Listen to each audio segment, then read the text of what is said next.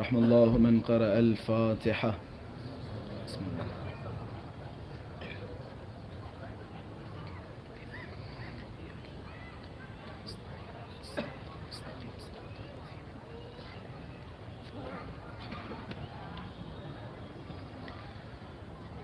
لا حول ولا قوة إلا بالله العلي العظيم.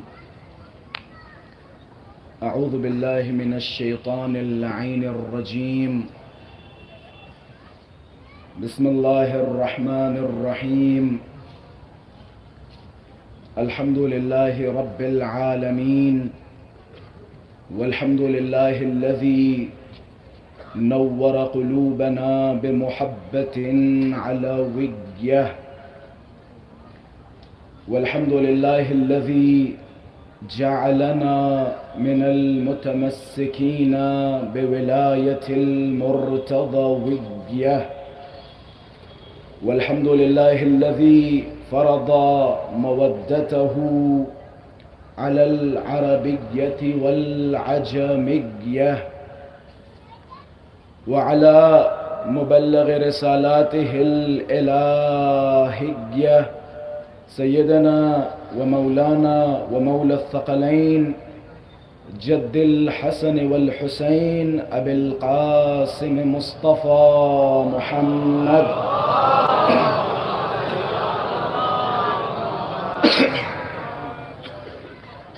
اللهم صل وسلم وزد وبارك على صاحب الدعوة النبوية والصولة الحيدرية والعصمة الفاطمية والحلم الحسنية والشجاعة الحسينية والعبادة السجادية والمعاصر الباقرية والآثار الجعفرية والعلوم الكاظمية والحجج الرضوية والجود التقوية والنقابة النقوية والهيبة العسكرية والغيبة الإلهية الحجة القائمية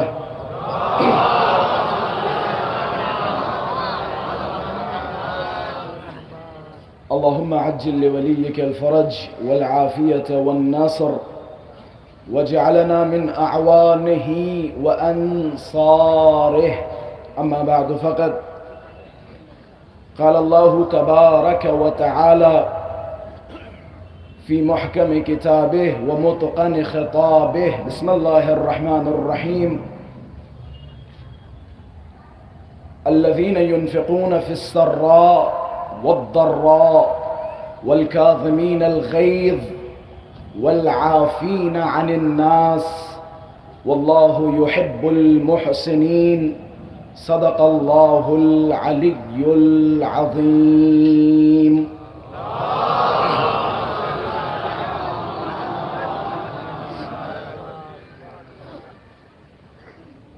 وجود ذی الجود نازنین حضرت حجت عجل اللہ تعالی فرجہ الشریف کے ظہور میں تعجیل اور تمام عزاداران سید الشہداء کی سلامتی اور تمام شیعیان حیدر صفدر کی جان مال عزت و آبرو کی حفاظت اور آپ سب اپنی سلامتی اہل خانہ کی سلامتی کے لیے بآواز بلند صلوات عطیہ فرمائیں.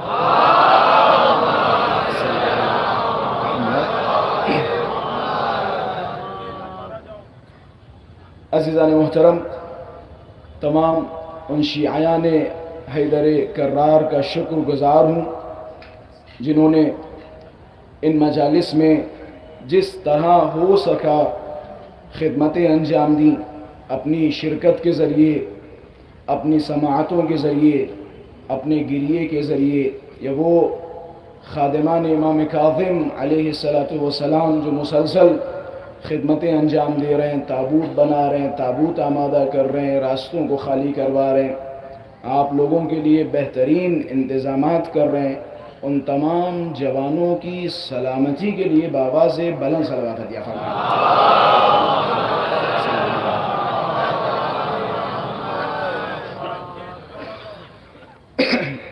ایک اور امام زمانہ کی سلامتی کے لیے صلوات ہدیہ فرمائیں۔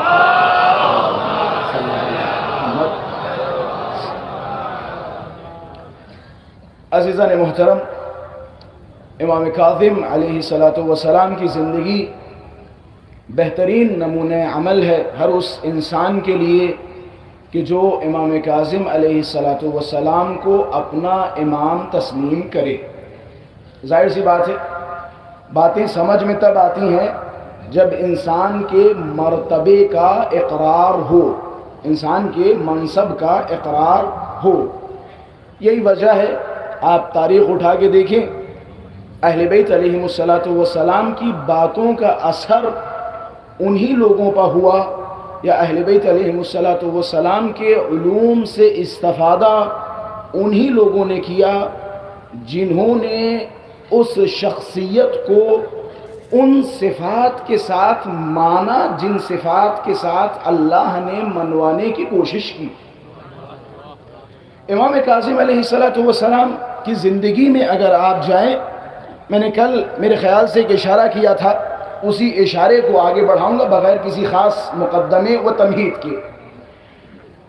ایک سلسلہ کہ جس نے امیر المؤمنین کی امامت و ولایت کا انکار کیا، علی کی جگہ کسی غیر کو بٹھایا، وہ سلسلہ کہیں نہ کہیں جا کے ایک سلسلے پر ختم ہی ہونے والا تھا یا ہو گیا۔ پھر اس کے بعد ایک نیا سلسلہ وجود میں آیا عباسیوں کی شکل میں۔ میں نے کل اشارہ کیا تھا بنو امیہ اور بنو عباس میں فرق۔ بنو امیہ ظالم تھے، جابر تھے، لعین تھے، خبیث تھے، سفاک تھے، کھلم کھلا گناہ کرنے والے تھے، لیکن بنو عباس گنہگار تھے اور شاید بنو امیہ سے خطرناک تھے، لیکن بہت چھپے ہوئے طریقوں کو اپناتے تھے۔ چپکے سے اہل بیت علیہم السلام پہ وار کرتے تھے۔ اہل بیت علیہم السلام کا بعض اوقات انہوں نے لباس بھی اختیار کیا، میں انشاءاللہ تھوڑی دیر کے بعد آپ حضرات کی خدمت میں بیان کروں گا۔ امام کاظم علیہ السلام نے جہاں دشمنوں کو فیس کیا، وہیں امام کاظم علیہ السلام کے ساتھ جو ایک حادثہ پیش آیا وہ یہ کہ امام جعفر صادق علیہ السلام کے بعد، اللہم صلی علی محمد و آل محمد، آپ چوتھے امام کو جو ماننے والے تھے انہوں نے پانچویں امام کو بھی مانا، پانچویں امام کے جو ماننے والے تھے انہوں نے چھٹے امام کو بھی مانا، لیکن امام کاظم علیہ السلام کے ساتھ مسئلہ یہ ہوا، جو جدید وجود میں چیزیں آئیں وہ یہ کہ جو سلسلہ ابھی تک چلتا چلا آ رہا تھا، یعنی جو غدیری تھے وہ علی کے ساتھ تھے، وہی امام حسن کے ساتھ تھے، وہی امام حسین کے ساتھ، اور اسی طرح وہی امام صادق کے ساتھ، لیکن امام کاظم تک پہنچتے پہنچتے اس گروہ میں بھی ایک ایسا فتنہ کھڑا ہوا کہ جس نے امام کاظم کی امامت کا انکار کیا۔ یہ امام کاظم علیہ السلام کے لیے ایک چیلنج تھا۔ یہی وجہ ہے کہ جب امام جعفر صادق کسی درس میں تشریف فرما تھے تو ایک صاحب گئے، جانے کے بعد کہنے لگے مولا کچھ چیزیں چل رہی ہیں، آپ کے بعد کچھ ہونے والا ہے، کچھ اتفاقات پیش آئیں گے، آپ ہمیں بتا دیجئے امام کی نشانی کیا ہوگی، امام کو کیسے پہچانیں گے۔ امام جعفر صادق علیہ السلام نے خطاب کیا اور فرمایا من لا یلہو ولا یلعب، جوانو خاص توجہ، امام کہتے اسے ہیں جو اپنی زندگی کھیل اور تماشوں میں نہ گزارے۔ امام کہتے اسے ہیں جو اپنی زندگی کھیل و تماشے میں نہ گزارے۔ آپ نے اہل بیت اطہار علیہم السلام کے بچپنے دیکھے، مثال کے طور پہ 3 برس کے امام کاظم ہیں، 3 برس کا بچہ کہاں ملے گا؟ ہمارے بچے کہاں ملتے ہیں؟ 2 سال کا ہمارا بچہ کہاں ملے گا؟ لیکن جب ابو حنیفہ امام صادق سے ملنے آیا تو 3 برس کے امام کاظم ہیں، کہاں تشریف فرمائے؟ کتاب خانے میں، ہونٹوں پہ سیاہی لگی ہے، گویا امام بتانا چاہ رہے تم اپنا مقابلہ ہم سے کرتے ہو، ہمارے بچے پیدا ہوتے ہی کتاب خانوں میں ہوتے ہیں، تم اپنا مقابلہ ہم سے کرتے ہو۔ امام حالت طفلی میں کس طرح سے اپنا وقت کھیل و تماشے میں ضائع کیے بغیر. یہی امام ہادی ہے امام جواد جب ایک ظالم و جابر بادشاہ گزرا، یا خود امام کاظم علیہ السلام کے حوالے سے بھی ملتا ہے. بادشاہ نے پوچھا سارے بچے کھیل رہے تم نہیں کھیل رہے؟ عجب نہیں مولا نے جملہ فرمایا کہ ان بچوں کو مقصد خلقت کا اندازہ نہیں ہے، لیکن ہمیں پتا ہے ہماری خلقت کس لیے ہوئی. یہ کھیل تماشے میں بزی. یہی وجہ ہے امام نے صرف یہ جملے فرمائے نہیں، مولا نے فرمایا بے ابی انت و امی من لا یلہو ولا یلعب. میرے ماں باپ قربان جائیں کس پر؟ اس پر کہ جس نے اپنی زندگی کو کھیل و تماشے میں خرچ نہ کیا ہو. یہ کون قسم کھا رہا ہے؟ کون اپنے ماں باپ کو فدا کر رہا ہو؟ کس پہ فدا کر رہا ہے؟ چھٹے امام رئیس مذہب جعفریہ، جس کے نام پہ آپ فخر کرتے ہیں، جس کے نام پہ آپ افتخار کرتے ہیں، مکتب جعفریہ. امام جعفر صادق فرما رہے میرا ماں باپ فدا ہو میرے اس بیٹے پر جو بیٹا کھیل اور تماشے میں اپنی زندگی صرف نہیں کرتا. اب آئیے جناب یہاں سے تھوڑا تھوڑا میرا ساتھ دیں گے. آواز سے اندازہ ہوگا میں بالکل اس حوالے سے کچھ اور کہنا نہیں چاہوں گا، بس آواز سے آپ میری فی الحال کی وضعیت پہچان جائیے گا. میں اگر زیادہ کوشش کروں گا تو مصائب میں ہو سکتا ہے میرے لیے دشواریاں پیدا ہوں، تو میں اپنی انرجی تھوڑی سی مصائب تک سیو کرنا چاہتا ہوں تاکہ مل جل کے امام کاظم کی مظلومیت پر رو سکوں. امام سے پوچھا علامت امامت کیا ہے؟ مولا نے کیا فرمایا؟ من لا یلہو ولا یلعب، جو اپنی زندگی کھیل و تماشے میں نہ گزارے. راوی گھر سے باہر نکلا، کیا دیکھا؟ ابھی تو امام جعفر صادق نے فرمایا تھا نا جو اپنی زندگی کھیل تماشے میں نہ گزارے وہ امام ہوگا. جیسے ہی گھر سے نکلے کیا دیکھا؟ امام کاظم بکری کے بچے کے ساتھ کھیل رہے. راوی پریشان ہوا، بھائی وہ کوئی اور جگہ اور کوئی اور دروازے ہیں کہ جن کے قول و فعل میں تضاد ہوتا ہے، یہاں قول و فعل میں تضاد نہیں ہوتا. لہذا راوی نے جلد بازی نہیں کی، بس دل ہی دل میں سوچ رہا تھا. ابھی تو مولا نے فرمایا جو کھیل تماشے میں مصروف نہ ہو، اپنی زندگی خرچ نہ کرے، وہ مستحق امامت ہوتا ہے، وہ امام ہوتا ہے. لیکن یہ تو بکری کے بچے کے ساتھ کھیل رہے. اب دیکھتے ہی دیکھتے کیا دیکھا؟ تھوڑی دیر کے بعد امام بکری کے بچے کو اشارہ کر رہے تو سجدہ کیوں نہیں کرتا؟ اللہ نے تجھے بھی تو عبادت کے لیے پیدا کیا. ایک صلوات پڑھے محمد و آل محمد کے ساتھ.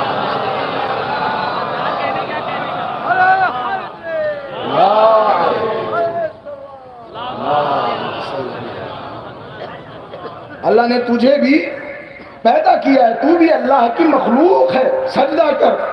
جیسے یہ جملے سنے ہاتھوں کو جوڑا، مولا کے در کی طرف اشارہ کیا کہ اللہ جانتا ہے اسے اپنی نبوت و رسالت و امامت کہاں رکھنی ہے. اللہ جانتا ہے، اللہ کو معلوم ہے. خلاصہ میں نے شروع میں اشارہ کیا تھا امام کاظم علیہ السلام کی ایک مظلومیت کیا ہے؟ امام نے بنو عباس کے حکمرانوں کو فیس کیا. آپ کو اندازہ ہے بنو عباس کے حکمران کیسے تھے؟ بنو عباس کے حکمران جنہوں نے ہر طرح سے شیعوں کو دھوکہ دینے کی کوشش کی. آج بھی بعض اوقات ہمارے لباس میں، ہمارے حلیے میں لوگ نظر آ جاتے ہیں جو بعض معاملات میں دھوکہ دینے کی کوشش کرتے ہیں. میں زیادہ ڈیٹیل میں نہیں جاؤں گا، بس اشاروں میں دو چار باتیں عرض کرتا چلوں. جناب والا، ہمارے مذہب کے کچھ اصول ہیں، ہمارے مذہب کی کچھ بنیادیں ہیں. بنیاد اور اصول آپ کو کہاں سے ملیں گے؟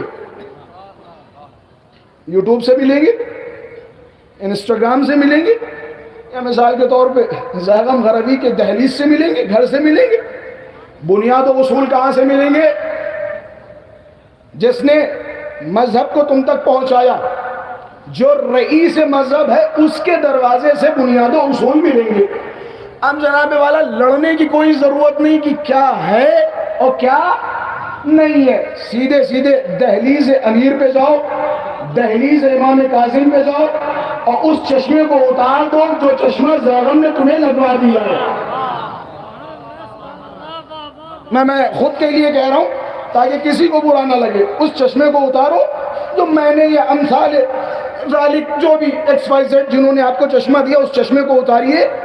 دہلیز امام جعفر صادق پہ جائیے, دہلیز مسیح کاظم پہ جائیے, اور پھر وہاں سے پتہ چلے گا کہ تمہارے پاس دین کون سا دین ہے. ایسے نہیں, ہمارے یہاں روایات ہیں, جب امام زمانہ ظہور فرمائیں گے لفظ ہے روایت کا یاتی بدین جدید, امام جب ظہور فرمائیں گے تو جدید دین کے ساتھ آئیں گے, جدید دین کے ساتھ آئیں گے. توجہ ہے لکھنؤ والوں کی, جدید دین کے ساتھ آئیں گے. اچھا ایک طرف یہ ہے, دوسری طرف یہ محکم عقیدہ ہے کہ امام زمانہ شریعت محمدی کو لے کے آئیں گے. اب یہ تضاد کیسا, ایک طرف شریعت محمدی ہی پھیلائیں گے, دوسری طرف یاتی بدین جدید, جدید دین کے ساتھ آئیں گے. ان دونوں باتوں کو جمع کیسے کیا جائے؟ جمع کرنے کا طریقہ یہ ہے, وہ دین جو محمد مصطفیٰ لائے, وہ دین جو علی مرتضیٰ نے پہنچایا, وہ دین جو جعفر صادق نے اپنے شاگردوں کے ذریعے دنیا میں پھیلایا, اس دین کو اتنا توڑ مروڑ دیا جائے گا جب امام آئیں گے کسی کو قبر سے نکال کے جلائیں گے. وہ یہ سوچیں گے کہ جناب یہ تو ہمارے یہاں تھا ہی نہیں, امام جلا رہے ہیں, وہ ان کے لیے جدید دین ہوگا جنہوں نے دین کو توڑ مروڑ دیا ہو, ان کے لیے جدید دین ہوگا, ان کے لیے نیا دین ہوگا.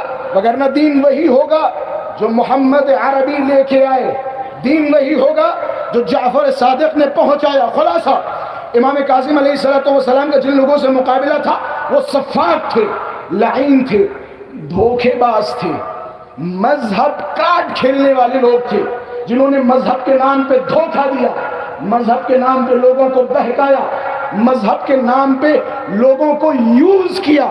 ان سے مقابلہ تھا. کیسا مقابلہ؟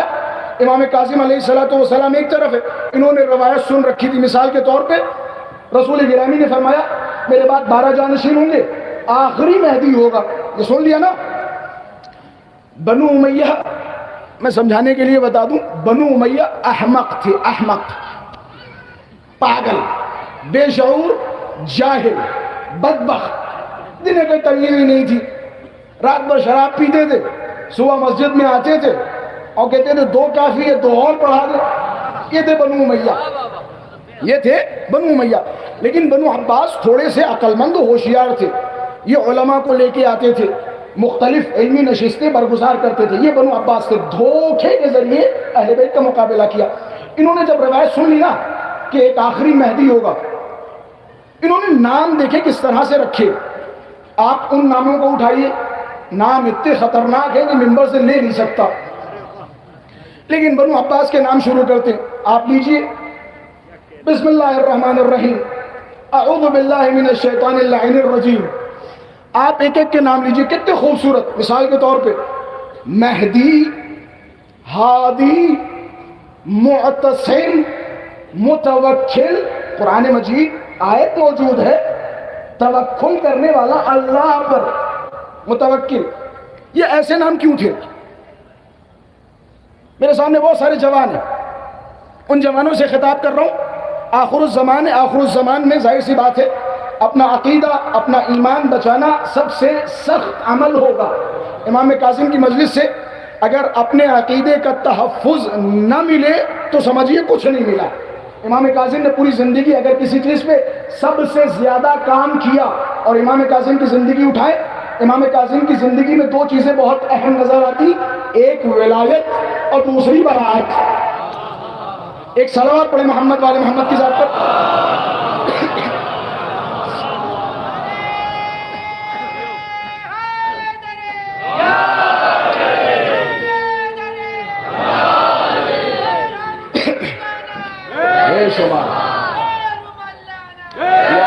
صلوات پڑھے محمد والے محمد کی ذات پر. اللہم صلی علی محمد وآل محمد. خلاصہ نام دیکھیں کس طرح کے, مہدی, ہادی, متوکل. بتاتا چلوں ہمارے یہاں امام ہادی علیہ السلام کا بھی لقب کیا تھا؟ متوکل. لقب تھا لیکن مولا نے منع کیا. کہ مجھے متوکل کے لقب سے نہ یاد کرنا. ہاتھوں کو جوڑا. مولا کیوں؟ کتنا اچھا نام ہے، کتنا اچھا لقب ہے. عجب نہیں. مولا نے فرمایا کہ یہ جو تاریخ نویسان ہیں، یہ جو پروپیگنڈاز پھیلانے والی مشینری ہے، یہ کل کو متوکل کے رذائل میرے نام میں لکھ دیں گے اور میرے فضائل اس کی طرف منتقل کر دیں گے. لہذا مجھے متوکل کے لقب سے نہ بلاؤ. اگرچہ انہوں نے رکھ لیے، کس لیے رکھے؟ تاکہ لوگ دھوکے دھڑاکے میں مثال کے طور پہ انہی کو مہدی سمجھ لیں. اب ظاہر سی بات ہے سوشل میڈیا کا تو دور تھا نہیں. آج کے زمانے میں مثال کے طور پہ فلاں ملک میں کوئی اتفاق ہوا یا پتہ چل گیا، وہ ایک ایسا دور تھا جہاں 2 کلومیٹر دور رہنے والی ایک چھوٹی سی بستی، ایک گاؤں، وہاں تک خبر پہنچنے میں مثال کے طور پہ ہفتوں لگ جاتے تھے. تو ایسے دور کا انہوں نے فائدہ اٹھایا کہ ایسے ایسے نام رکھو کہ جس سے یہ لوگ مشکوک ہوں، مشتبہ ہوں. انہوں نے ایسے نام اختیار کیے. لیکن اس کے باوجود انہوں نے ہر طرح کی چالیں چلی. انہوں نے اپنی بیٹیاں تک دی ائمہ علیہم السلام کو. خود متوکل نے بیٹی دی. کیا سوچا کہ چلو یہاں اگر کچھ ہم نہیں کر پائے، کوئی رشتہ نہیں جوڑ پائے، کم سے کم بیٹی دے دیں تاکہ کل کو یہ دعویٰ کر سکے کہ ہم مہدی کے، مثال کے طور پہ مہدی آخر الزمان کے نانا ہیں. بھائی یہاں سے میرا ساتھ ہوگا، مجھے یقین ہے. بیٹی دے دی تاکہ یہ ہو جائے کہ شاید کل کو کہا جانے لگے کہ یہ فلاں کے نانا ہے. اب میں ہاتھوں کو جوڑوں گا. انہوں نے بیٹی تو دے دی لیکن اللہ نے اسے باندھ رکھا، اور باندھ رکھنے کے بعد بتا دیا سیاست میں دی جانے والی بیٹیوں کو اللہ باندھ رکھتا ہے، اولاد حدیثہ سے دیتا ہے.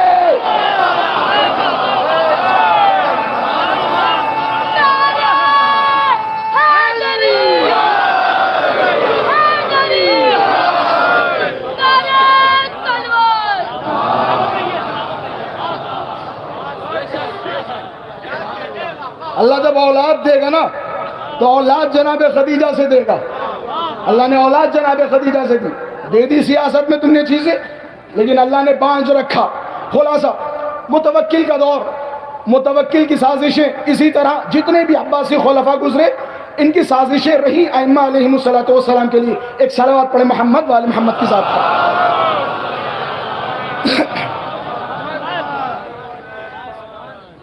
ان کی سازشیں ہمیشہ رہی بالخصوص امام کاظم کے مقابلے میں.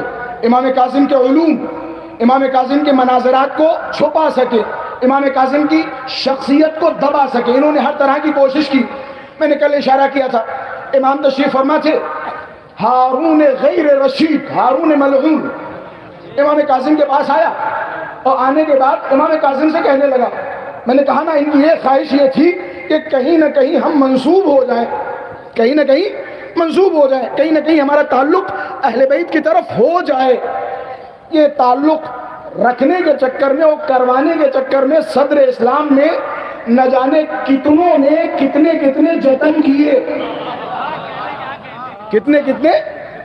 جتن کیے، لیکن ہو نہیں پایا. اسی طرح ہارون غیر رشید، ہارون ملعون علیہ اللعنۃ والعذاب امام موسی کاظم کے پاس آیا. آنے کے بعد کہنے لگا یا موسی کاظم ولم فضلتم علینا نحن وانتم من شجرۃ واحدہ. میں نے کل یہیں پہ چھوڑا تھا نا. آپ اپنے آپ کو ہم پر با فضیلت سمجھتے، کیوں سمجھتے جبکہ ہم اور آپ دونوں ایک ہی نسل سے ہیں، ایک ہی شجرے سے ہیں، ہم دونوں ایک ہیں، ہمارے خاندان ایک ہے. میں بات یہیں روک کے کہتا چلوں. امام کاظم کا جواب آپ حضرات کی خدمت میں رکھوں گا، لیکن ایک جملہ کہتا چلوں. جناب یہ معاملہ حسب النسب سے نہیں ثابت ہوتا. اگر حسب النسب سے ثابت ہونا ہوتا تو اللہ کو یہ نہ کہنا پڑتا یا نوح انہو لیس من اہلک، بیٹا ہونے کے باوجود تمہارا نہیں ہے. اللہ نے ایک جگہ نہیں کہا، اور بھی مثالیں دی ہیں. کچھ جگہوں پہ میں لے کے جاؤں، کچھ جگہوں پہ خود پہنچ جائیے. اللہ نے 2 عورتوں کی بھی مثال دی ہے. نبی کی زوجہ ہونا باعث فضیلت نہیں ہوتا. زوجہ والے کارنامے انجام دینا باعث فضیلت ہوتا ہے۔ خلاصہ لما فضلتم علینا نحن وانتم من شجرۃ واحدہ، ہم اور آپ دونوں ایک ہی تو ہیں، آپ نسل ابو طالب، ہم نسل عباس۔ عباس ابو طالب دونوں بھائی تھے، جناب عبداللہ بھی بھائی تھے، یہ تینوں بھائی تھے۔ ہمارا اور آپ کا وہی رشتہ رسول سے ہے، جو میرا ہے وہ تمہارا ہے، پھر تم اپنے آپ کو باعث فضیلت کیوں سمجھتے ہو؟ امام نے فرمایا ٹھیک ہے، یہاں تک بات قابل قبول ہے، ولیکن نحن اقرب، میں تھوڑا سا قریب ہوں۔ ہمارے یہاں ادبیات عرب میں قاعدہ ہے الاقرب یمنع الابعد، قریب والی چیز دور والی چیز کو دور کر دیتی ہے، کہ نحن اقرب الی، میں تھوڑا قریب ہوں رسول سے یا اس آل سے۔ کہ وہ کیسے؟ کہ اس کی وجہ یہ ہے رسول اللہ کس کے بیٹے؟ جناب عبداللہ کے، ان کے والد محترم جناب عبد المطلب۔ علی کس کے بیٹے؟ ابو طالب کے، ان کے والد محترم عبد المطلب۔ عباس بھی عبد المطلب کے بیٹے ہیں، لیکن ان میں فرق یہ ہے کہ یہ دونوں ابو طالب اور عبداللہ ایک ماں سے ہے، عباس کی ماں اور ہے۔ انسان کی زندگی میں ماں کا کردار ہوتا ہے یا نہیں؟ اگر کردار نہ ہوتا علی کو کہنا نہ پڑتا عقیل ایسی زوجہ تلاش کرو جو شجاع ہو، بہادر ہو، نسب اچھا ہو، عباس جیسا بیٹا دنیا میں لا سکے۔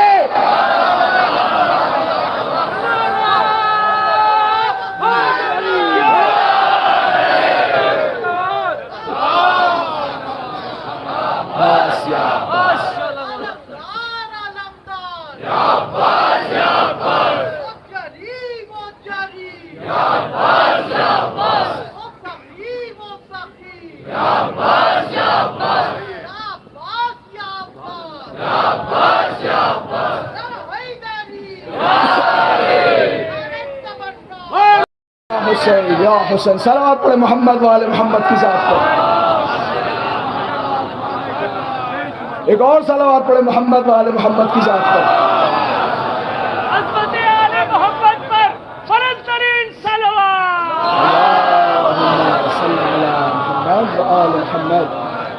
میں نے اس دن اشارہ کیا تھا نا، بعض اوقات اگر تھوڑی سی سیرکی سے کام لیا جائے تو بعض اوقات کرتے ہم تولا ہیں لیکن لگتا تبرہ بن کے۔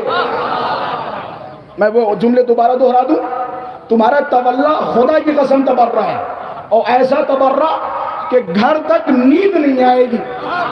ابھی تھوڑی دیر کے بعد جب میں ابو طالب کے فضائل پڑھوں گا، کروں گا تولا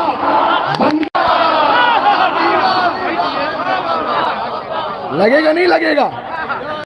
جتنی بغض ابو طالب کی کلیجوں میں ہے، جب وہ ابو طالب کے فضائل سنیں گے تو ان کے کلیجوں کی بغض میں اضافہ ہوگا، مومنین کے دل ٹھنڈے ہوں گے۔ کہ لما فضلتم علینا، امام کاظم نے بیان کر دیا، بتا دیا امام کاظم نے۔ ہارون خاموش ہو گیا، سوال کیا اچھا تم میراث کا دعویٰ کیسے کرتے ہو رسول اللہ سے؟ تم کہتے ہو نا کہ رسول اللہ سے ہمیں میراث ملتی ہے، کیسے؟ جبکہ ابو طالب تو رسول اللہ سے پہلے ہی اس دنیا سے چلے گئے تھے، ان کے دوسرے چچا عباس زندہ تھے، تو پھر میراث تمہیں کیسے ملے گی؟ حضرت نے فرمایا معاف کر، میں تیرے سوال کا جواب نہیں دوں گا، اپنا کام کر، مجھے معاف کر، مجھے چھوڑ دے۔ جملہ یاد آ گیا مولا نے کیوں ایسا فرمایا؟ ظاہر سی بات ہے، کلام الامام امام الکلام، امام اگر کچھ کہے تو بھی حکمت، کہیں رکے تو بھی حکمت۔ اگر یہاں رکے تو میرا یہ ناقص مزاج یہ کہتا ہے امام نے یقیناً یہ سوچا وَإِذَا خَاطَبَهُمُ الْجَاهِلُونَ قَالُوا سَلَامًا، جب کسی جاہل سے ملو سلام کرو، رفع کرو، دفع کرو۔ لیکن اس نے اصرار کیا کہ بتاؤ بتاؤ۔ امام نے فرمایا بتاؤں گا، لیکن مجھے پتا ہے جب میں بتاؤں گا تجھے برا لگے گا، برا لگے گا۔ کیا میرے لیے امان ہے؟ مجھے امان دیتا ہے کہ ہاں امان ہے، آپ گھبراؤ نہیں، آپ جواب دو۔ مولا نے فرمایا سن، ہم علی ابن ابی طالب کے ماننے والے ہیں، ہم ان کی نسل سے ہیں۔ علی کے مطابق اگر فرزند صلبی موجود ہے، چاہے وہ لڑکی یا لڑکا، بڑی غور سے سنیے گا باتیں، امام کاظم کے مناظرات ہیں، اگر فرزند صلبی زندہ ہے، لڑکا یا لڑکی، تو اس کے ہوتے ہوئے میراث کس کس کو مل سکتی ہے؟ ماں، باپ یا ہمسر، ان کے علاوہ میراث کسی کو نہیں مل سکتی۔ بھائی میں پہنچانے کی کوشش کر رہا ہوں، ان کے علاوہ میراث کسی کو نہیں مل سکتی۔ اب جو یہ تیرا دعویٰ ہے کہ چچا کو ملنی چاہیے، عباس زندہ تھے، ابو طالب دنیا سے جا چکے تھے، تو میراث ہمیں ملنا چاہیے، عباس کی نسل کو، چچا کو ملنی چاہیے۔ مولا نے یہ بھی بتا دیا، یہ جو قاعدہ تو سنا رہا ہے نا، یہ قاعدہ بنو امیہ کی فیکٹری میں بنا تھا، بنو امیہ کی فیکٹری میں یہ قاعدہ بنا تھا، بنی تھی بنی عدی، اور اسی طرح بنو امیہ کا ایک پورا پریوار، یہ جتنے بھی اولاد امیہ تھے، ان سب نے یہ قاعدہ بنایا تھا کہ جناب والا چچا باپ کے حکم میں آتا ہے، یہ ان کا قاعدہ ہے۔ لیکن ایک طرف علی کا قاعدہ ہے۔ اب بھائی جملوں سے سمجھیے کیا کیا کیا بہترین انداز میں مولا نے اپنے دعوے کو رکھا کہ تو یہ ثابت کرنا چاہ رہا ہے کہ چچا کو ملنی چاہیے۔ میں نے بتا دیا علی کا نظریہ یہ تھا۔ اب سوال یہاں پہ آ کے پھنستا ہے، علی کے نظریے کو مانا جائے یا بنو امیہ کے نظریے کو مانا جائے؟ بنو امیہ کے نظریے پر عمل کرنے کے لیے ایک دلیل پیش کر دے، بسم اللہ، ایک دلیل پیش کر دے۔ علی کے نظریے کو ماننے کے لیے میں شروعات یہاں سے کروں گا۔ رسول گرامی نے فرمایا اقواکم علی، تم میں بہترین قاضی کون ہے؟ تھوڑا سا ساتھ دیں، مجھے لگے کہ آپ ہیں۔ تم میں سے بہترین قاضی علی۔ اچھا چھوڑو رسول گرامی کی گواہی، خلیفہ دوم کی گواہی قبول کرو گے؟ خلیفہ دوم نے بارہا یہ فرمایا علی اقوانا، آج علی آ گئے، بچ گیا۔ میں انہی الفاظ کو اگر دوسرے انداز میں بیان کروں تو یہ کہہ سکتا ہوں لا علی،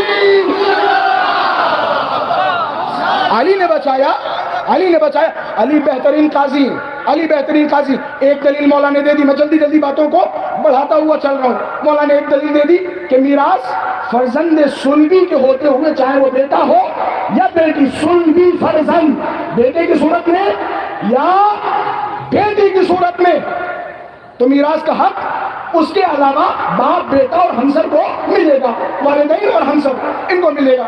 ایک دلیل ہو گئی کہ جس سے عباس کی نسل خارج ہو گئی۔ دوسری دلیل کہ اللہ تبارک و تعالی نے قرآن مجید میں فرمایا والذین آمنوا ولم یہاجروا ما لکم من ولایتہم من شیء حتی یہاجروا، جنہوں نے مکہ سے مدینہ کی طرف ہجرت نہیں کی، آج کے بعد سے ان کا کسی چیز میں کوئی حصہ نہیں۔ اب مجھے بتا دے، عباس نے ہجرت کی ہو تو بتا، عباس نے ہجرت کی ہو تو بتا۔ اب جیسے یہ سنا، ہارون اور طیش میں آ گیا اور غصے میں آ گیا، پھر آگے بڑھا، کہنے لگا ٹھیک ہے یہ مانتا ہوں، آگے بڑھو۔ یہ چاروں طرف جہاں تم جاتے ہو، ہر آدمی تمہیں یبن رسول اللہ، یبن رسول اللہ، یبن رسول اللہ کہتا ہے۔ ہو تم علی کے بیٹے، خدا کی قسم یہ ایک ایسا فخر ہے جس پر تمام اماموں نے فخر کیا، تمام اماموں نے فخر کیا کہ ہو علی کے بیٹے، کہے جاتے ہو رسول کے بیٹے۔ سب سے پہلے اس کو غصہ آیا تھا خانہ کعبہ کے پاس، یہ اپنی بادشاہت، اپنی سلطنت، اپنے تخت و تاج کے ساتھ خانہ کعبہ کے پاس پہنچا، حجر اسود چھونے کے لیے چاروں طرف سے۔ آج کل دیکھتے ہیں ہمارے ساتھ بعض اوقات ہم جیسوں کے ساتھ بھی ہو جاتا پروٹوکول، ہٹو بچوں، ہٹو بچوں، آگے پیچھے، دو ادھر دو ادھر۔ یہ بھی گیا ہوا تھا ہٹو بچوں کے ساتھ، اس کے کارندے آگے آگے چلا رہے، جگہ دو جگہ دو جگہ دو جگہ دو. یہ پورے جلال کے ساتھ جا رہا ہے. پھر بھی لوگ آ رہے. فضرب کتفه على کتفه. لوگ بھیڑ کا فائدہ اٹھا رہے. وہاں نہیں مار سکتا, یہاں تو مار سکتا ہوں. اپنا شانہ مار رہے. یہ اتنے ہٹو بچوں کے باوجود حجر اسود تک نہیں پہنچ پایا. تسلی دینے والوں نے تسلی دی, بادشاہ سلامت, گھبرائیے نہیں, مجمع دیکھیے, ہجوم دیکھیے, کوئی بات نہیں, اس میں آپ کا کوئی قصور نہیں ہے, بعد میں آگے چھو لیجئے گا. یہ اتنے سارے لوگ بیچارے کچل جائیں گے, دب جائیں گے, آپ سکون سے بیٹھیے. اتنے میں امام کاظم کو آتے ہوئے دیکھا. یہاں ہٹو بچو ہو رہا تھا, وہاں لوگ ہیبت امام کو دیکھ کر راستہ بناتے جا رہے ہیں.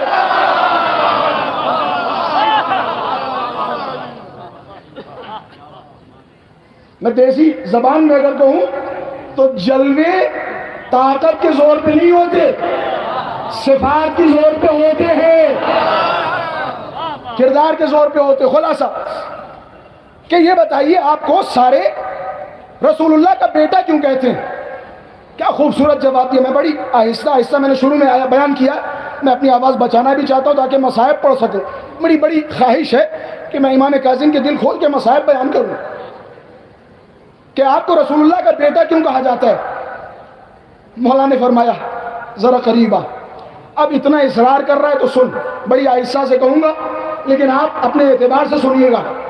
ذرا یہ بتا, اگر آج رسول اللہ آ جائیں اور ہارون کے پاس پہنچے اور ہارون سے کہیں ہارون میں تیری بیٹی سے شادی کرنا چاہتا ہوں, تو کیا کہے گا؟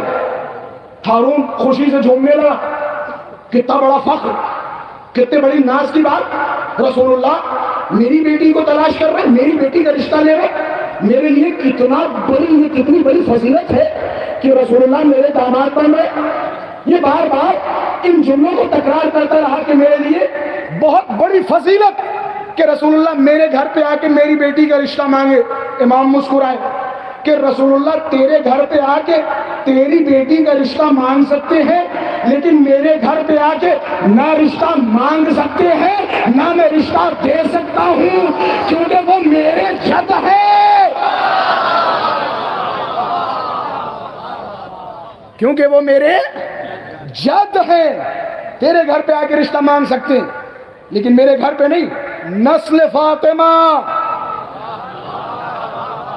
دیر میں پہنچ رہے ہیں کیا؟ اب پہنچے. صلوات پڑھے محمد والے محمد کے ساتھ.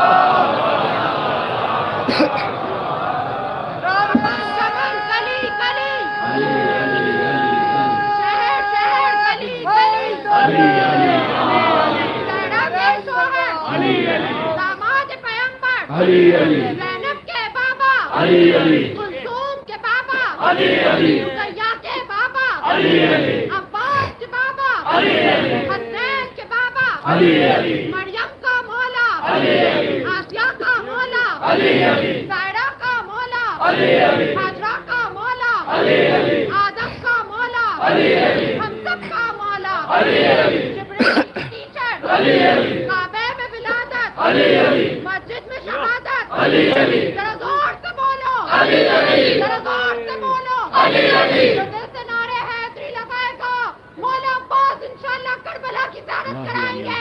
نعرے حیدری یا حیدری یا سلامتی لکھنؤ میں جیسے ہی نعرے لگتے ہیں میں ناد علی پڑھنے لگتا ہوں. ایک صلوات پڑھے محمد والے محمد کے ساتھ.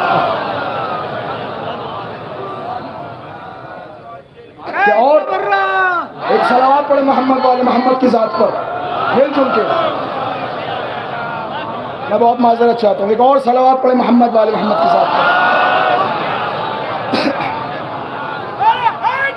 یا علی یا علی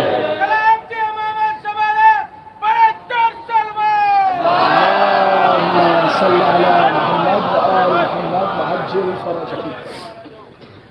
پھر امام کاظم کی طرف خطاب کیا کہ اچھا ٹھیک ہے, یہاں تک بات قابل قبول.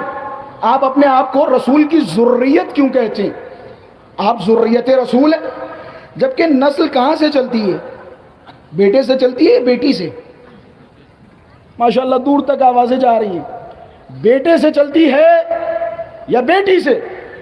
کہ دنیا کا رواج یہ ہے کہ نسل بیٹے سے ہی چلتی ہے، اور مانا بھی یہی جاتا ہے کہ نسل بیٹے سے چلتی ہے، لیکن تمہاری نسل تو بیٹے سے چلی نہیں، پھر تم نسل رسول کیسے ہو گئے؟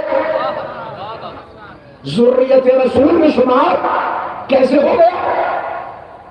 پھر امام کاظم نے فرمایا، میں تجھ سے بار بار کہہ رہا ہوں چھوڑ دے بحث، ختم کر دے یہیں پہ، میں نہیں چاہتا تجھ سے زیادہ مناظرہ کروں، میں نہیں چاہتا کہ میں تجھ سے زیادہ بحث کروں، کیونکہ بحث اس سے کی جاتی ہے کہ جس کے سدھرنے کے لیے یا اس کے دل میں نرمی ہو۔ مجھے یقین ہے کہ میں جتنا زیادہ اپنا دعویٰ ثابت کرتا چلا جاؤں گا اتنا ہی تیرے دل میں بغض بڑھتی چلی جائے گی۔ بات یہی پہ روک کے، یا اگر میں بھول جاؤں تو مجھے یاد دلا دیجیے گا جو میں نے دعویٰ کیا اس پہ دلیل۔ عباسیوں کا جب دور آیا نا، انہوں نے ایک اور چال چلی کہ جناب بنو امیہ بڑے گندے تھے، بڑے خبیث تھے، انہوں نے مال و دولت لوٹا، کسی کی بکریاں، کسی کے بھیڑ، کسی کے پیسے، کسی کے گھر تباہ کر دیے، کسی کی زمینیں چھین لی، حتیٰ کسی کی زوجہ کو چھینا۔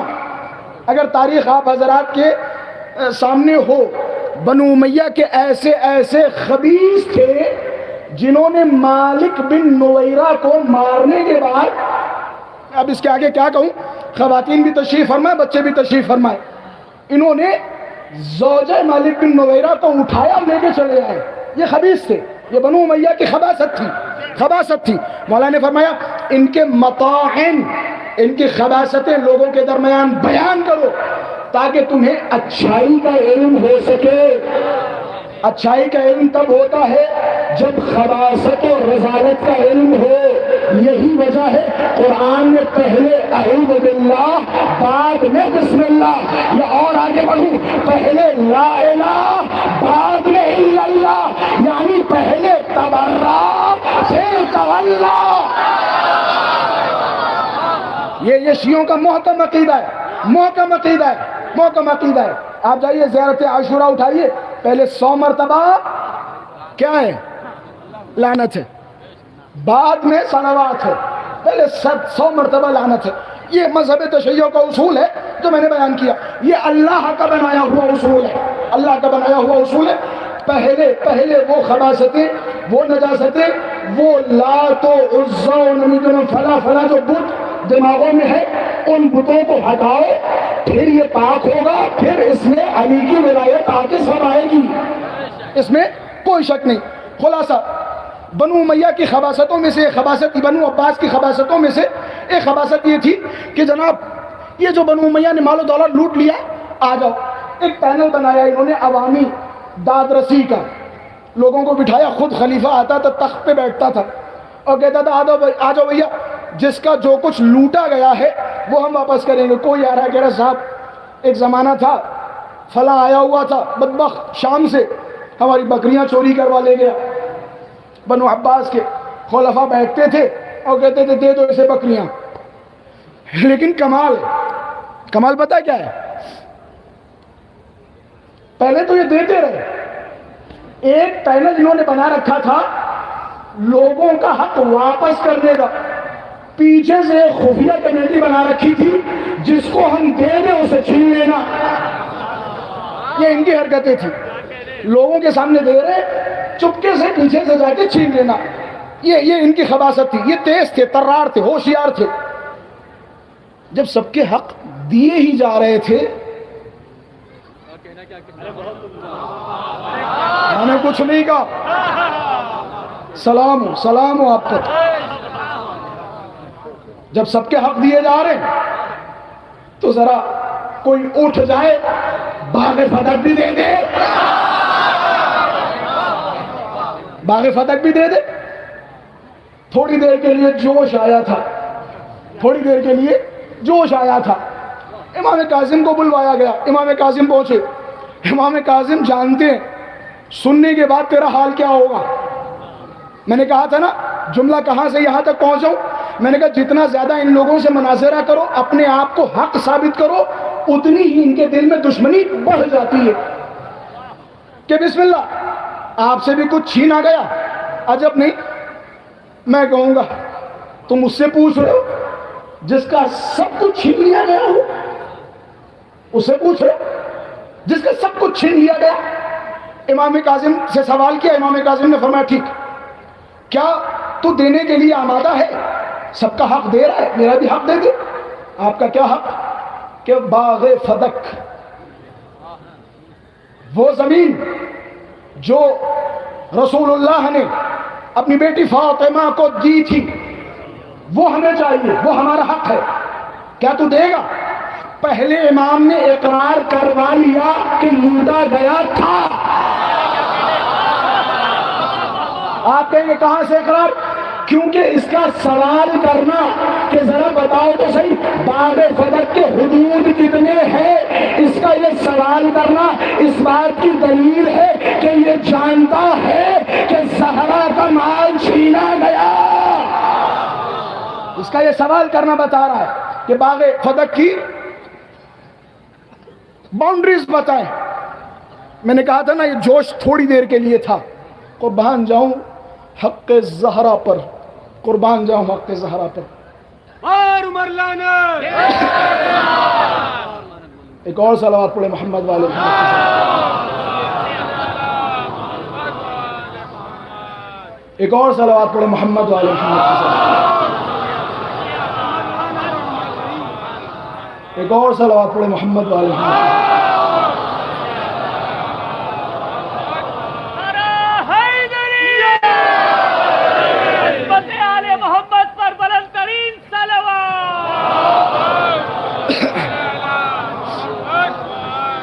امام زمانہ کی سلامتی کے لیے بابا سے بلند صلوات ہدیہ فرمائیں۔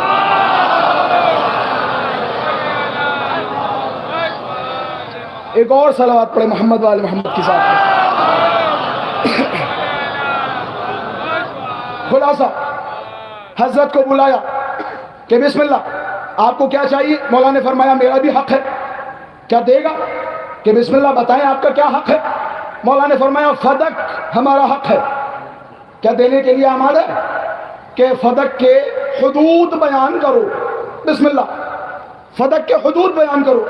مولا نے کہا ٹھیک ہے، فدق کے حدود عدن سے لے کر سمرقند تک، خدا کی قسم روایتوں کے الفاظ ہیں، مولا جیسے جیسے حدود بیان کر رہے تھے ہوٹھ کانپ رہے تھے اس لعین کے۔ جب مولا نے سارے حدود بیان کیے تو در حقیقت وہ حدود وہ تھے کہ جس پر ہارون کی پوری حکومت قائم تھی۔ اب اگر یہ مولا کو دے دے تو اس کے پاس بچے گا کیا؟ لہٰذا اس نے فوراً اپنے لوگوں کو بلایا اور بلانے کے بعد کہا کہ جا آج کے بعد فدق اور فدق کا مدعی دونوں کو مروا دو۔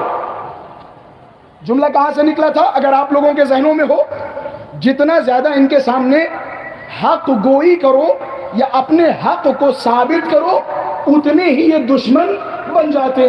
اسی طرح امام رضا نے جب بے عنوان ولی عہد اور مأمون غیر رشید خدا لعنت کرے یہ بیٹھا، کہا گیا کہ بیعت لو، مأمون ادھر بیٹھا ہے بڑی توجہ کے ساتھ، 4000 لوگ بیعت کرنے والے آئے، سارے آ رہے ہیں، میرے انداز کو بھی دیکھیں شاید سمجھ جائیں، یہ بیعت ہو رہی ہے، 4000 لوگوں نے بیعت کر لی، مأمون کو بے عنوان خلیفہ، امام رضا کو بے عنوان ولی عہد، 4000 لوگ بیعت کر کے جب کھڑے ہو گئے، آخر میں جوان آیا، اس نے اس طرح سے امام رضا کے ہاتھوں پہ ہاتھ رکھا،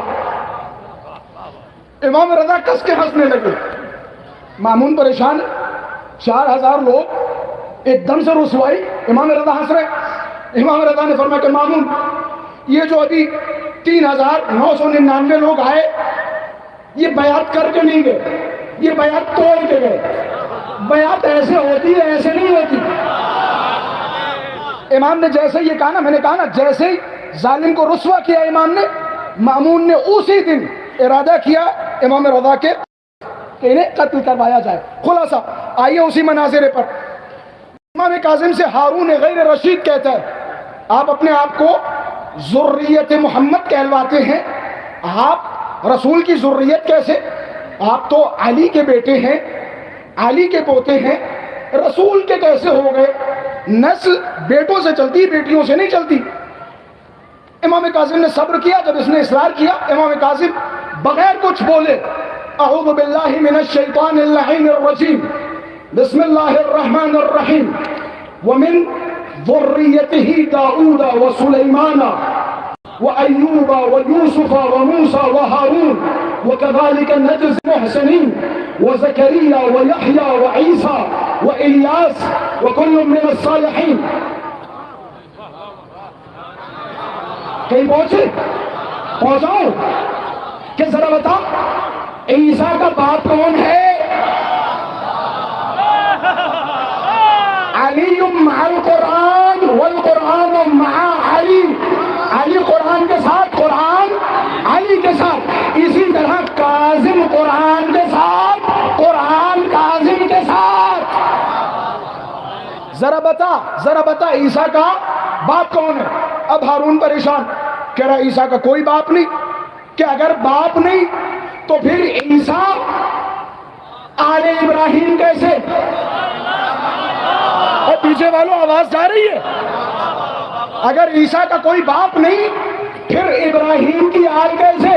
پتہ چلا یہاں ابراہیم کی ذریت میں شمار مریم کی وجہ سے ہوا ہے، اور جس طرح سے مریم کی وجہ سے عیسیٰ کا شمار ہو سکتا ہے، فخر مریم زہرا کی وجہ۔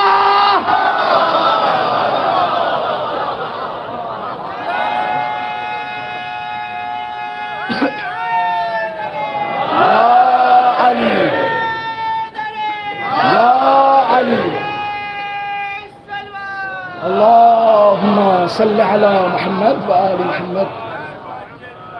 کہ جس طرح سے مریم کی وجہ سے عیسیٰ کو ذریت ابراہیم میں شمار کیا گیا، اسی طرح یہ فخر ہے، زہرا کی وجہ سے ہمیں رسول کی ذریت میں شمار کیا گیا۔ ایک دلیل، دوسری دلیل، وہ ساری باتیں مباہلہ کی ذہنوں میں ہیں۔ فمن حاجک من بعد ما جاءک من العلم فقل تعالوا ندعو ابناءنا وابناءكم ونساءنا ونساءكم وانفسنا وانفسكم ثم نبتهل فنجعل لعنة الله على الكاذبين۔ ذرا یہ بتا، اللہ نے رسول سے کہا تھا نا اگر یہ لوگ بعد میں آئے آپ سے محاجہ کریں تو ان سے کہہ دو تم اپنے بیٹوں کو لے کے آؤ، ہم اپنے بیٹوں کو لے کے آئیں گے، تم اپنی نساء کو لے کے آؤ، ہم اپنی نساء کو لے کے آئیں گے، تم اپنے جیسوں کو لے کے آؤ، ہم اپنے جیسوں کو لے کے آئیں گے۔ میں کاش پہنچا سکوں۔ اب ذرا یہ بتا، مباہلے میں رسول کس کو لے کے گئے؟ بیٹوں کی صورت میں حسن و حسین، عورت کی صورت میں فاطمہ، اپنے جیسے کی صورت میں علی۔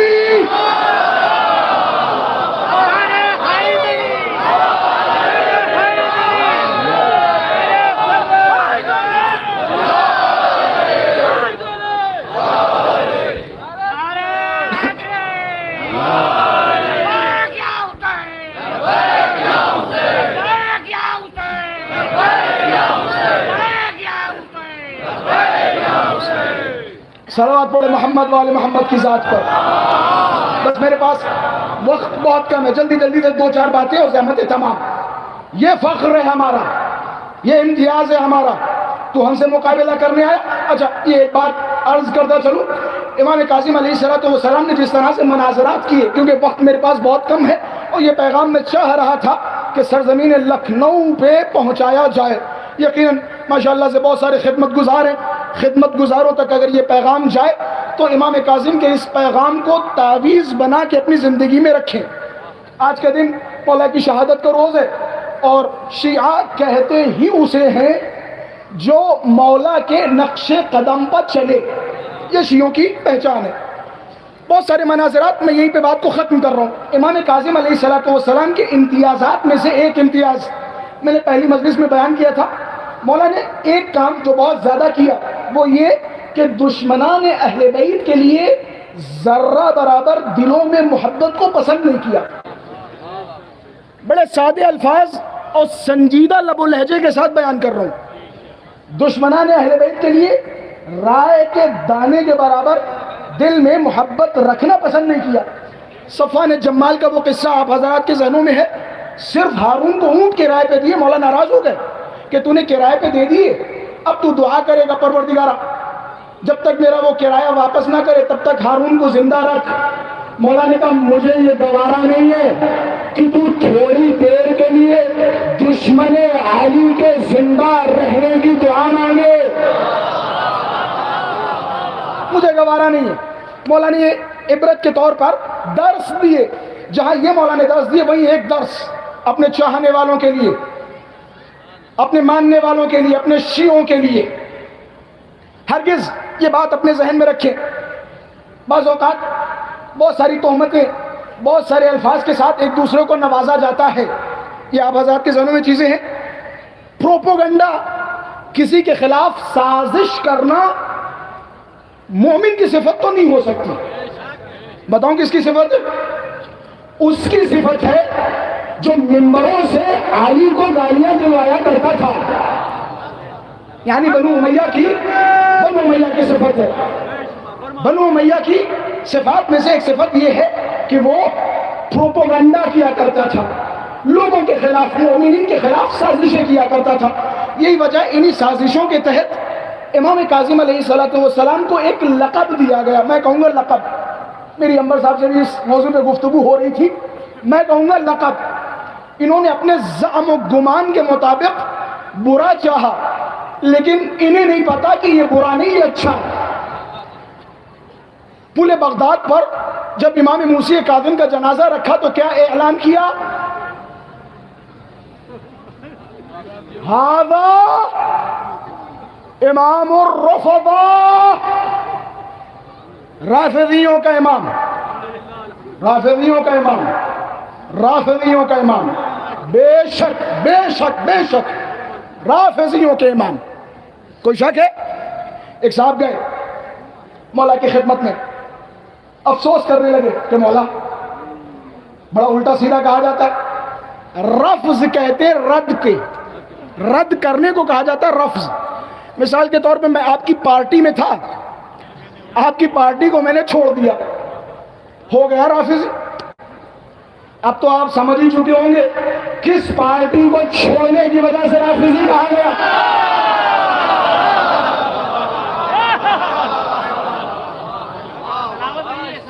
میں تھوڑا سا اور بیدار ہوں تاکہ میں دو چار باتیں آپ حضرات تک پہنچا سکوں. رافضی امام کی خدمت میں ایک صاحب گئے، کہنے لگے مولا یہ لوگ ہمیں رافضی کہتے. مولا نے کہا تکلیف کیا تم رافضی نہیں ہو؟ مولا مطلب کہ رافضی انہوں نے نام رکھا نہیں، اللہ نے رکھا ہے. اصول کافی کی روایت سنا رہا ہوں، اللہ نے رکھا ہے. کہ تمہیں پتہ سب سے پہلے رافضی کسے کہا گیا؟ سب سے پہلے رافضی ان 70 لوگوں کو کہا گیا جنہوں نے فرعون کی فرعونیت کا انکار کیا. میں پہنچا رہا ہوں آہستہ آہستہ. جنہوں نے فرعون کی فرعونیت کا انکار کیا انہیں رافضی کہا گیا. موسیٰ کو حکم دیا کہ ان کا نام توریت میں ثبت کر دو. میں ہاتھوں بجاؤں گا. اما جنہوں نے ایک فرعون سے انکار کیا ان کا نام توریت میں، اے میرے پروردگارا ہم نے تو تین فرعون سے انکار کیا.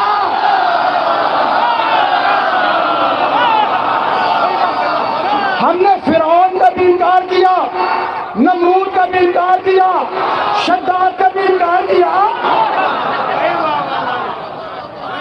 ہم نے تینوں ظالم بادشاہوں کا انکار کیا. جس نے ایک کیا وہ رافضی. اے میرے پروردگارا ہم ان سے بڑے والے رافضی ہیں، ہم ان سے بڑے والے رافضی. مولا نے کہا تم پریشان ہو رہے. ایک صاحب آئے، انہیں بھی رافضی کہا گیا. یہ دیکھیں امام کاظم کی مجلس ہے، یہاں پہ یہ نام ڈسکس ہوگا. تم نے اپنے زعم و گمان کے مطابق مولا کی توہین کی نا. پلٹ جانے والوں کا امام، دور ہو جانے والوں کا امام. ایک صاحب آئے، رونے لگے. کہ کیوں رو رہے ہو؟ کہ لوگ مجھے رافضی کہہ رہے. تو اچھی بات کہ میں اس لیے نہیں رو رہا ہوں کہ لوگ مجھے رافضی کہہ رہے ہیں. میں اس لیے رو رہا ہوں هذا مرتبہ شریفہ، رافضی ہونا ایک بہت بڑا مرتبہ ہے، میں اس کا اہل نہیں ہوں، میں اس کا اہل نہیں ہوں۔ اچھا اور آئیے ایک اور روایت، مولا تشریف فرماتے ایک صاحب آئے کہنے لگے مولا آپ کے شیعوں کو رافضی کہا جاتا ہے۔ مولا خاموش بیٹھے رہے، پھر کہا کہ مولا آپ کے شیعوں کو رافضی کہا جاتا ہے، وہ سمانا اور ہمیں بھی رافضیوں کی فہرست میں شمار کیا جاتا ہے۔ مولا چپ چاپ بیٹھے رہے، پھر کہا مولا کچھ بولتے کیوں نہیں، ہمیں بھی رافضی کہا جاتا ہے۔ مولا نے فَأَوْمَعَ إِلَىٰ صَدْرِهِ اپنے سینے کی طرف اس طرح سے اشارہ کیا، میرے انداز کو دیکھیے گا اور میرے ساتھ آ جائیے گا۔ مولا نے ایسے اشارہ کیا، وَأَنَا مِنَ الرَّافِضَةِ وَأَنَا مِنَ الرَّافِضَةِ وَأَنَا مِنَ الرَّافِضَةِ خدا کی قسم روایت کے الفاظ ہیں، مولا نے 3 مرتبہ فرمایا میں رافضی ہوں، 1 میں رافضی ہوں، 2 میں رافضی ہوں، 3 میں رافضی ہوں، میں رافضی ہوں۔ یہ مولا نے سکھایا۔ تم پہ تہمتیں لگائی گئی، تم پہ تہمتیں لگائی گئی، اپنے گمان کے مطابق وہ تہمتیں لگا رہے، لیکن تم گھبراؤ نہیں۔ ایک صاحب، میں جلدی سے باتوں کو سمیٹ رہا ہوں، ایک صاحب مولا کی خدمت میں آئے، کہنے لگے مولا آپ کا ایک چاہنے والا ہے، آپ سے عشق کرنے والا ہے، اسے رے کا گورنر بنا دیا گیا۔ میرے خیال سے لکھنؤ والے بڑی دلچسپی سے ان باتوں کو سنیں گے اور ایک دوسرے تک پہنچائیں گے، اور ہو سکے تو اسے اپنے گھر پہ نقش کروا لیجئے۔ وہ جن کا سیاستوں میں اثر و رسوخ ہے، وہ کہ جن کے پاس عہدے ہیں، وہ جو اچھے منصبوں پہ فائز ہیں، خاص کر ان کے لیے ان کے مولا، ان کے آقا جن سے وہ شدید محبت کرتے، ان کے جملات پہنچانا چاہ رہا ہوں۔ ہمارے استاد شیخ حسن کاشانی نجف اشرف نے ایک صاحب کو دیکھا، سلام کیا، وہ بہت جھک گئے، اب کہاں تک جھکے کیا بتاؤں، بہت زیادہ جھک گئے۔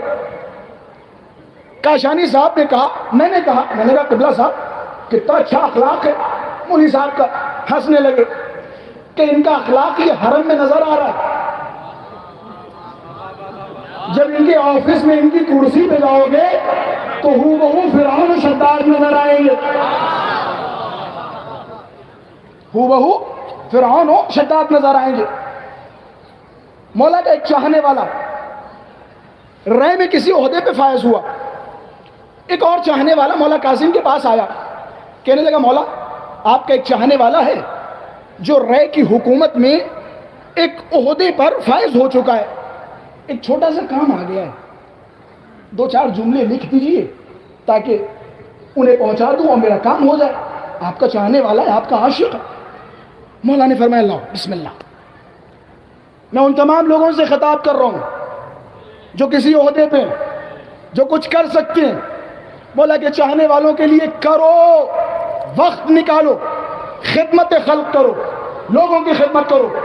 عہدے آنے جانے ہیں، آج ہے کل نہیں ہے، آج کرسی پہ ہو کل کرسی کے نیچے ہوگے، کرسی تمہارے اوپر ہوگی، یہ ماشاءاللہ سے نظر آتا رہتا ہے۔ مولا نے خط لکھا بسم اللہ الرحمن الرحیم الی فلاں ان اللہ عندہ حقہ، اللہ تبارک و تعالیٰ کے پاس ایک حقہ ہے، یہ ایک تخت ہے، یہ ایک بہت بلند مقام ہے جو عرش کے نیچے، اس مقام پر صرف وہی پہنچ سکتا ہے جو کسی مومن کی مدد کرے۔ مولا خط لکھ رہے ہیں اس آدمی کے لیے جو کسی ایک منصب پر فائز ہو گیا، سفارش کر رہے ہیں اس بندے مومن کی، وہاں وہی پہنچ سکتا ہے جو کسی بندے مومن کی مدد کرے، او تنفس یا نفسا، یا اس کے لیے تھوڑی راحت کا سبب بنائے، تھوڑی سی گنجائش بنائے، بس میں نے ختم کی مجلس کو، تھوڑی سی گنجائش بنائے، اللہ اسے وہاں رکھے گا۔ تیسرا، اگر کچھ نہیں کر سکتے ہو ادخل فی قلبہ السرور، کچھ نہیں کر سکتے ہو کم سے کم ایسا کام کرو جو کسی مومن کی مسکراہٹ کا سبب بن جائے۔ یہ امام کاظم نے خط میں لکھا، وَهَذَا أَخُوكَ، یہ تمہارا بھائی ہے، دیکھ لو جو بھی اس کا کام ہے کروا دو۔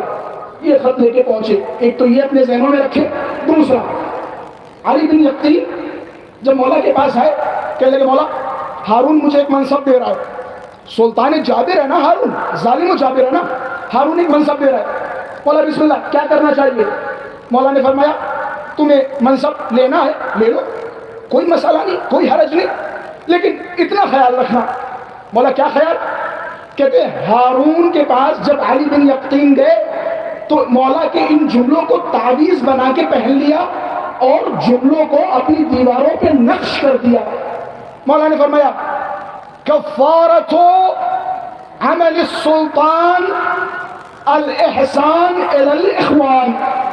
تم کسی ظالم بادشاہ کے یہاں نوکری کر رہے ہو، میں کم کہوں زیادہ سمجھو، ظالم بادشاہ کے یہاں نوکری کر رہے ہو، کسی سلطان جابر کے پاس نوکری کر رہے ہو، اس کا ایک کفارہ ہے، کفارہ یہ ہے کہ اگر تم چاہتے ہو کہ وہ نوکری تمہارے لیے حلال ہو جائے تو اپنے بھائیوں کی مدد کرو، اپنے بھائیوں کی مدد کرو۔ یہ امام کاظم کا پیغام ہے، یہ امام کاظم نے پیغام دیا۔ اگر اللہ نے تمہیں منصب عطا کیا ہے، اللہ نے تمہیں عہدہ عطا کیا ہے، اللہ نے کسی جگہ پہ تمہیں فائز کیا ہے تو تمہارا فریضہ ہے کہ تم اس مقام کے ذریعے اس کی مدد کرو۔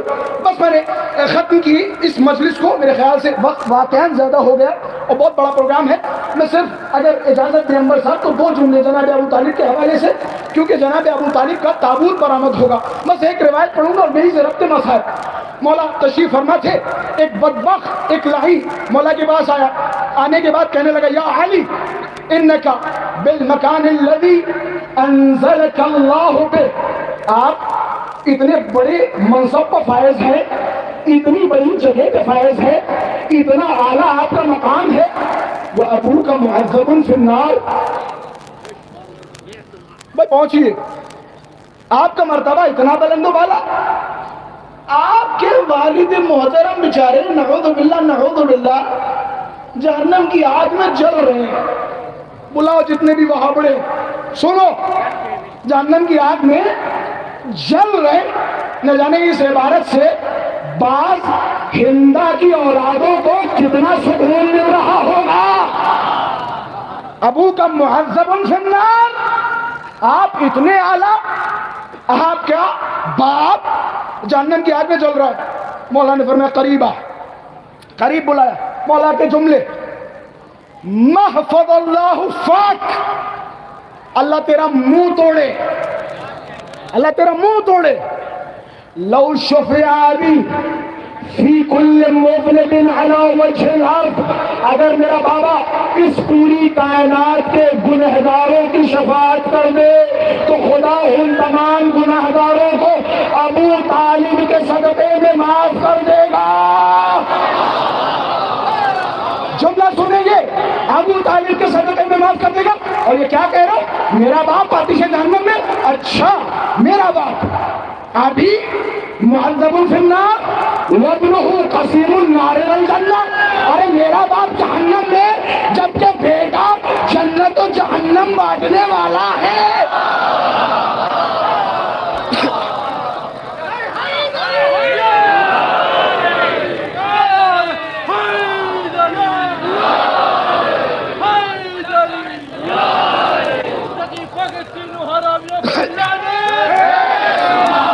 میرا باپ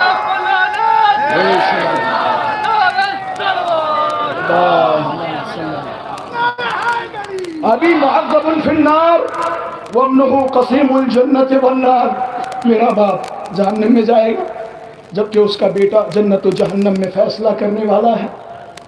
کھڑا ہوگا کہے گا ھذا لی وھذا لک، یہ میرا ہے یہ تیرا ہے، یہ میرا ہے یہ تیرا ہے۔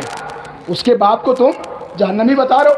امام صادق نے فرمایا خدا کی قسم لو وضع ایمان ابی طالب فی کفہ، ترازو کے 2 پلڑے لیجئے، ابو طالب کا ایمان ایک طرف، کائنات کا ایمان ایک طرف، لرجح ایمان ابو طالب، ابو طالب کا ایمان پوری کائنات کو بھاری پڑے گا۔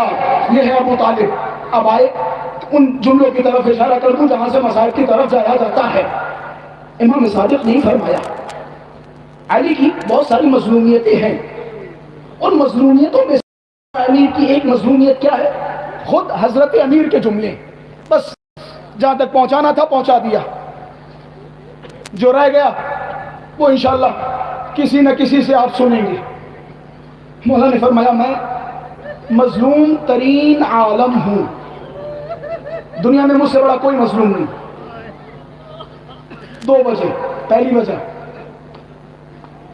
کسی نبی کے باپ کو کافر نہیں کہا گیا سوائے علی کے باپ کو۔ دوسرا کسی نبی کی زوجہ کو اس کے سامنے نہیں مارا گیا سوائے علی کی زوجہ کے۔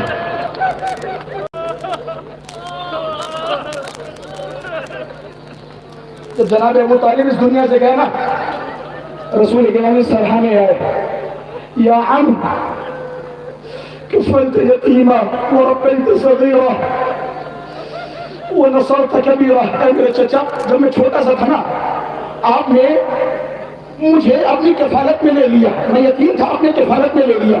جب میں چھوٹا تھا نا، آپ نے میری تربیت کر کے مجھے بڑا کیا۔ اے میرے چچا، جب میں بڑا ہو گیا نا، آپ نے جگہ جگہ میری مدد کی۔ صرف ابو طالب نے مدد نہیں کی بلکہ نسل ابو طالب نے رسول اور رسول کے دین کی مدد کی۔ جہاں جہاں کسی نے زہر کھا کے مدد کی، کسی نے ہاتھوں میں ہتھکڑیاں، پیروں میں بیڑیاں بندھوا کے۔ سلام ہو اس امام پر جسے 14 سال زندان میں رکھا گیا۔ السلام علی وساق الموقوف۔ سلام ہو اس امام پر جس امام کی پنڈلیوں کا گوشت زنجیروں کی وجہ سے ختم ہو گیا تھا۔ اللہ اکبر۔ امام کاظم کو سندھی بن شاہی کے زندان میں جب رکھا گیا نا، میں نے کل ایک عبارت بیان کی تھی، طبوعاً فی ظلم المقامیر۔ طبوع کہا جاتا ہے، مثال کے طور پہ چھوٹا سا سوراخ کیا جائے، پھر اس سوراخ کو کرنے کے بعد زمین میں سیدھا سیدھا ایک سوراخ کرے، ایک جگہ پہ پہنچے، پھر زمین کی طرف ایک سوراخ کرے، پھر آگے کی طرف جائے، اور آگے کی طرف جانے کے لیے صرف اتنی جگہ ہوتی تھی جتنے میں انسان گھٹنیوں کے بل چل سکے۔ کہتے اس طرح سے آخری کال کوٹری میں امام کاظم کو رکھا۔ کہتے ایسی جگہ تھی جہاں امام کاظم کو سانس لینے میں تکلیف ہوتی تھی۔ امام سانس لینے کے لیے اس دہانے کے پاس جب آتے تھے نا، میں نے روایتوں میں جملہ پڑھا، امام جیسے ہی آگے بڑھتے تھے اس دہانے کے پاس پہنچتے تھے، سندھی بن شاہی کے ملعون اپنا ہاتھ دراز کرتا تھا امام کے چہرے پر۔ دل کھول کے امام کاظم کو پوچھا دے، دل کھول کے امام کاظم پہ روئے۔ امام کاظم کا بدن زنجیروں سے جکڑا ہوا، قید خانے میں روایتوں کے جملے ہیں، امام کاظم کو زہر دیا گیا، قید خانے میں پریشان کیا گیا، زہر دیا گیا۔ جب امام کاظم کو زہر دے دیا نا، زہر کے اثر سے امام کاظم کا بدن متغیر ہونے لگا۔ آخری لمحات، استاد کافی کی ایک عبارت ہے، استاد کافی نے اپنی زندگی کی آخری مجلس شہادت امام کاظم کے موقع پر تلاوت کی تھی۔ روایتوں نے ایک جملہ دیکھا اور اس جملے کو بیان کیا۔ استاد کافی کی مشہور ترین مجلسوں میں سے ایک مجلس ہے جسے وصیت نامہ استاد کافی کہا جاتا ہے۔ کہتے امام کاظم علیہ السلام کو جب زندان سے باہر نکالا گیا نا، امام کاظم کے جسم میں ہلکی سی رمق باقی تھی۔ میں یہ روایت تحمل سے پڑھ رہا ہوں، بس اس کے بعد جتنا رونا ہو رو لے۔ ایک جنازہ یاد آتا ہے نا، جب حسین گھوڑے سے گرے تھے، ہلکی سی رمق باقی تھی، کسی نے کہا پہچانے کیسے؟ آواز ہی، خیموں کو لوٹ لو، لاش حسین تڑپا، حسین زندہ ہے۔ یہ رمق باقی تھی۔ خدا کوئی غم نہ دے۔ ابھی صاحب نے بیان کیا تھا نا، مولا کاظم کی اولاد تھی لیکن رونے کے لیے کوئی جنازے پہ نہیں تھا۔ میں ہاتھوں کو جوڑوں گا، اے مولا کاظم، یہ دیکھو لکھنؤ کی فضائیں آپ پر رونے کے لیے آمادہ ہے. کہتے ہلکی سی رمق تھی. امام کاظم کو زندان سے نکالا, ہارون کے پاس حاضر کیا. مولا کا بدن اتنا لاغر تھا, مولا کے جسم پہ گوشت دکھائی نہیں دیتا تھا. مولا کے بدن کو رکھا, ہلکی سی سانس تھی. ہارون نے لوگوں کو بلایا, چاہنے والوں کو بلایا, شیعوں کو بلایا کہ اس خط پر دستخط کرو. کہو کہ امام کاظم خود اس دنیا سے چلے گئے, کسی نے زہر نہیں دیا. کیونکہ جیسے ہی لوگوں نے سائن کروانے کی کوشش کی نا, جنازے امام کاظم سے آواز ہے, قتل اللہ قتلا, رشوت ہے کانا کھانا, مجھے زہر دے کے مارا ہے, مجھے پتا کے مارا ہے, مجھے 3 دن تک زہر کے اثر سے تڑپایا ہے, رشوت ہے کھانا کھانا. روایتوں کے جملے استاد کافی کہتے کہ جیسے ہی امام کاظم نے آواز دی نا, ہارون نے غیر رشید میں کچھ لوگوں کو بلوایا, جلادوں کو بلوایا, ہاتھوں میں تازیاں دے دیے, تازیاں دے اٹھائے, کہتے امام کاظم کو مارنا.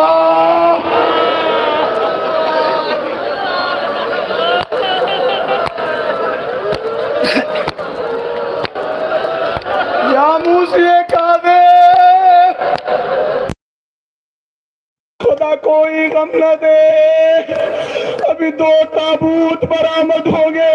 بس یہ آخری جملے, رونا ہے رونا. میں 2 جنازے بتاتا ہوں. ایک امام حسن مجتبیٰ گھر سے نکلنے کے بعد تیر, دوسرا امام کاظم. یہ دیکھو 2 جنازے نکل رہے ہیں, بس ان جنازوں کو دیکھنا. ایک جنازے پر پھول ہے, دوسرے جنازے پر زنجیریں. ایک جنازے کو رسول نے اٹھایا, ارے دوسرا جنازہ اٹھانے والا کوئی نہ تھا. مزدوروں نے کاظم کے